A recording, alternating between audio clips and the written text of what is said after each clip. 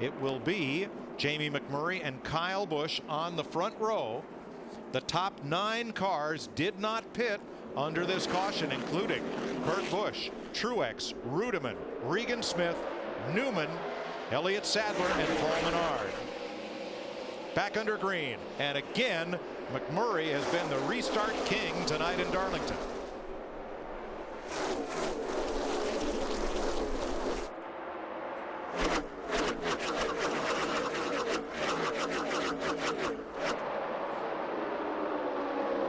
And I really do not think that was a bad move, those cars staying out. As Kyle Busch in the 18 car, he wants the lead of this race. Bad for McMurray in the 1. Yeah, I'm not going to say it is either there, because last night the 2 Gibbs cars that were in first and second in the nationwide race, they stayed out on tires that had several laps on them and didn't hurt them a bit.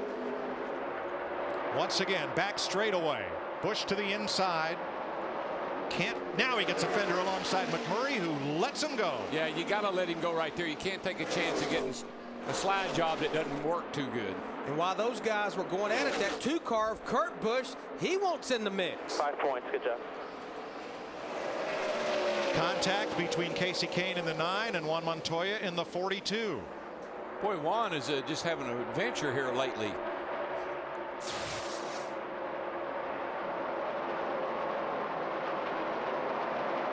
See what happens here. Ooh, he gets loose up off the corner. Good thing the 9 was there. I think it saved him. And from Casey Kane, here's how it looked. Still clear behind him. Still clear behind him if you need it. It's almost like Outside, Casey Kane right rear, still there. anticipated that happening. Right outside. Still there, clear on the 42. I've got to think that Juan Montoya in the 42 may have thought that Kane pushed him around, but I think it was just all arrow.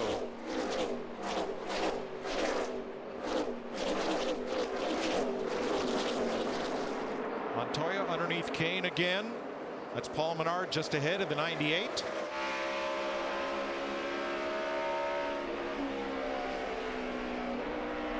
This is for 14th place. Montoya with the spot.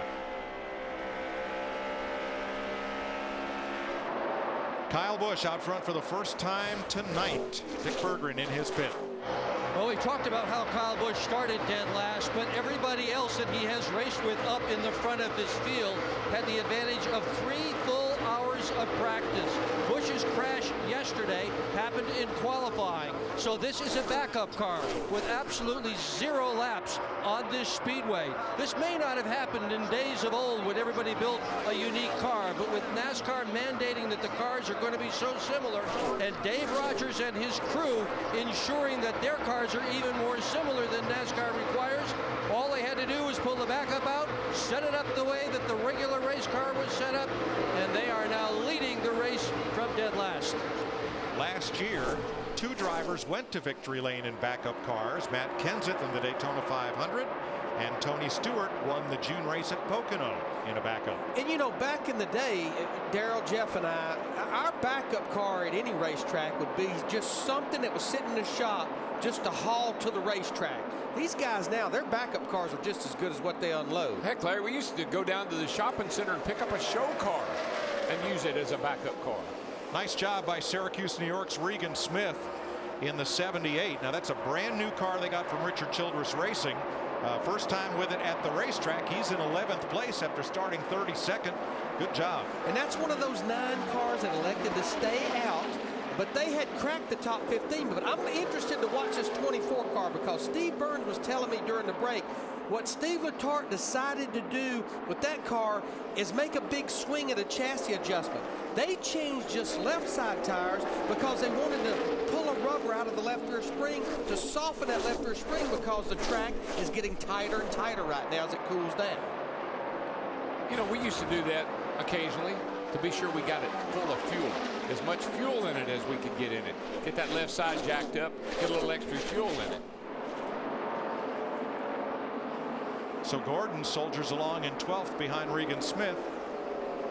See Newman just ahead in 10th. And there are 23 cars on the lead lap, including Tony Stewart. For all Stewart's troubles tonight, he's been able to hang on the lead lap. He's 13 seconds off the lead.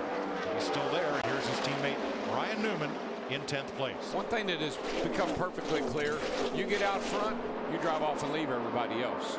The 18 car, the 24 car, the 1. Seem like these guys, once they get the lead, they can really extend it.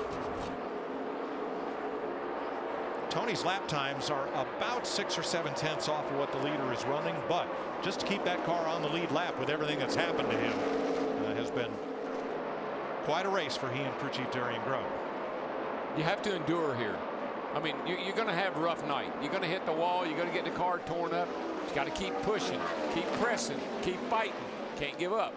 Tell you what, I've been watching these two cars right here. Michael Waltrip Racing, David Ruderman in the 00, Martin Truex Jr. in the 56, battling inside the top 5. Just think about the night that Michael Waltrip Racing had last week at Richmond, and here they've got 2 cars in the top 5 right in here with about 150 laps to go. Yeah, Michael and I talk about this all the time. These guys right here are going to win a race, and when we get to a road course, their teammate's going to have a real good shot at winning a race.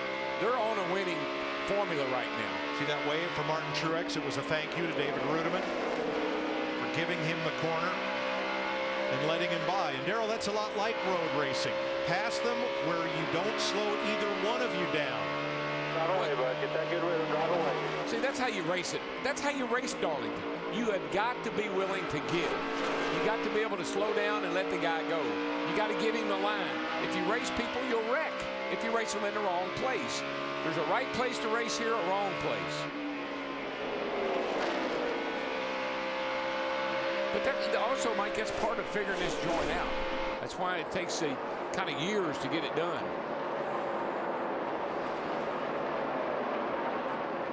Jeff Burton and Denny Hamlin 6th and 7th. And again running a little bit off the pace set by Kyle Busch and Jamie McMurray, but they have been in contention all night long. And you know, we saw in our telemetry cars hitting 190 miles an hour into turn 3 in qualifying. I just noticed a few of these cars are showing glowing red brake rotors. And we've heard a number of guys say that they're having some brake issues. I think these guys are using more brake than they anticipated. Well, we know Allmendinger had a brake problem. We also were getting a report that Casey Kane in the 9 and Matt Kenseth in the 17 was complaining about brake issues. When you're going that fast down the straightaway into that turn, you got to roll it up or you'll do like Robbie Gordon did. You'll be in the fence. Next Sunday, Dover, Delaware, and that's another momentum track around the concrete of the Monster Mile. Dennis McGlynn, all the folks up there always very hospitable, put on a great show. We'll all be worn out from the Autism Golf Tournament on Thursday and the Dover Tournament as well. But we expect a good show at Dover and hope you can join us next Sunday afternoon on Fox.